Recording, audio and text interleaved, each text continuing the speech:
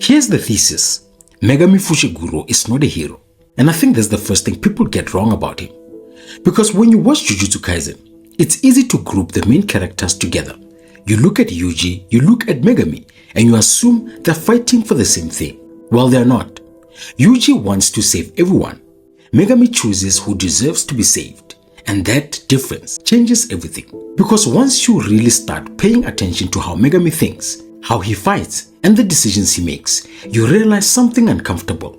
Megumi doesn't believe in fairness. He doesn't believe everyone deserves a second chance. And he definitely doesn't see himself as someone worth saving. And that combination, that's what makes him one of the most dangerous characters in the entire series. Megumi's morality is probably one of the most underrated aspects of his character. Because on the surface, he looks like the typical quiet, serious type. The kind of character you assume just wants to do the right thing.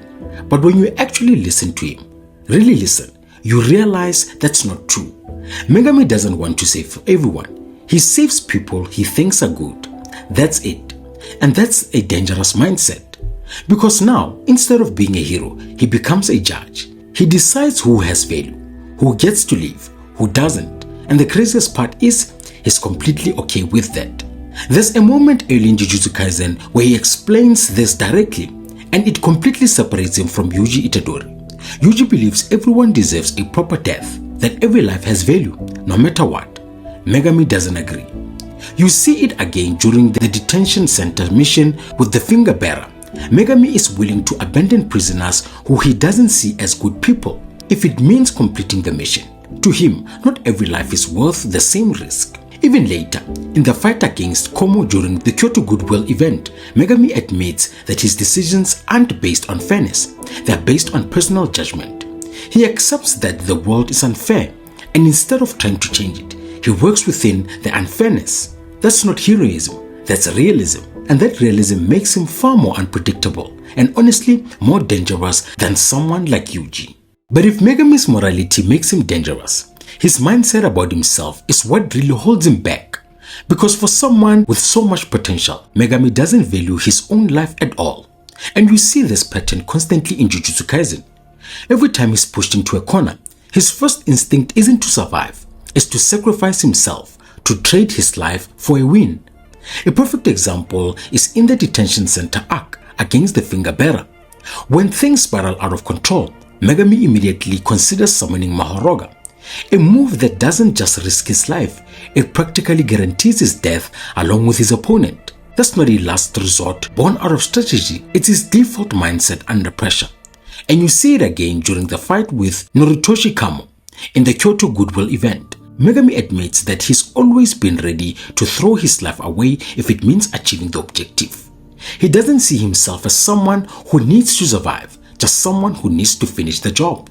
At first, it almost looks noble, like he's willing to do whatever it takes. But the more you watch him, the more you realize this isn't bravery, this is self-destruction. Megumi doesn't fight like someone who expects to live, he fights like someone who has already accepted death. And that's a problem. Because when you don't value your own life, you limit how far you can go. You hesitate in the wrong moments. You give up too early, and you never fully commit to your own potential. And that's exactly what Megumi keeps doing. Of course, this is pretty crazy, because everyone else sees what he could be, especially Gojo. Gojo straight up tells him, "You have the potential to surpass me." And that's not something Gojo says slightly. So you have this contradiction. A character with insane potential who doesn't believe in himself enough to reach it. And when you look at his abilities, it makes even more sense. The 10 Shadows technique is not a single ability. It's complex, it's versatile, it's strategic. It requires intelligence, planning, creativity, and Megumi has all of that. He's not the type to overpower his opponent. He outthinks them.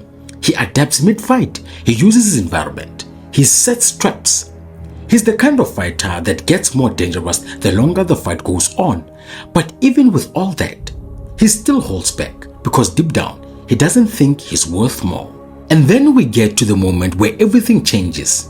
His domain expansion. This is one of the most important moments for Megumi's character. Not because it's perfect, but because it isn't. His domain is incomplete, unrefined, messy. And that's exactly why it matters. We see this during his fight against Finger Bearer in Jujutsu Kaisen. Up until that point, Megami always leaned towards extremes. Either he plays it safe and holds back, or he considers something like Maharoga. But in this moment, he chooses something different. Instead of going straight for a suicidal option, he creates his own path, Chimera Shadow Garden. It's not complete. It doesn't have the guaranteed hit effect of a proper domain like Satoru Gojo's or Sukuna. It's unstable, constantly shifting, almost like it could collapse at any moment. But Megumi uses it anyway, and that's the shift. Because for the first time, he stops waiting for the perfect solution. He stops thinking, what's the safest move? Or what's the last resort? And instead thinks, what can I do right now to take the W? That's a completely different mindset. You even hear it in his own words during the fight. He realizes he's been holding himself back, always thinking about sacrifice instead of growth. Instead of giving up his life, he bets on himself. That moment isn't about power, it's about belief. And even though his domain is incomplete, it works. Because that's all Megami needed. Not perfection, just the decision to finally trust himself. Now take that version of Megami into the Culling games, and you start to see the shift. This is Megami under real pressure, real stakes, and you can feel the difference almost immediately. His fight against Register is the perfect example of this evolution. Reggie isn't just strong, he's unpredictable. His contractual recreation technique lets him turn receipts into real objects, meaning the battlefield is constantly changing. Most fighters would get overwhelmed trying to keep up. Megami doesn't. He stays strategic, he observes, he adapts. But this time, there's less hesitation. Instead of holding back, Megami actively controls the fight. He uses his shadows more aggressively, creates openings, and even manipulates the environment, flooding the gym to limit Reggie's movement and gain an advantage. That's not the same Megami from before. That's someone thinking ahead, not acting on it. He's also more willing to take risks. At one point, he deliberately lets himself get hit just to create an opportunity to counter. That's a calculated risk, not a desperate one. And then there's the ruthlessness. Megami isn't trying to save Reggie, he's trying to win. You can see it in how he pushes the fight forward, forcing Reggie into worse and worse positions until he finally breaks him down. But even with all that growth, you can still see the same issue, because even in that fight, Megami is pushing himself into the edge, burning through energy, taking damage, getting closer and closer to collapse.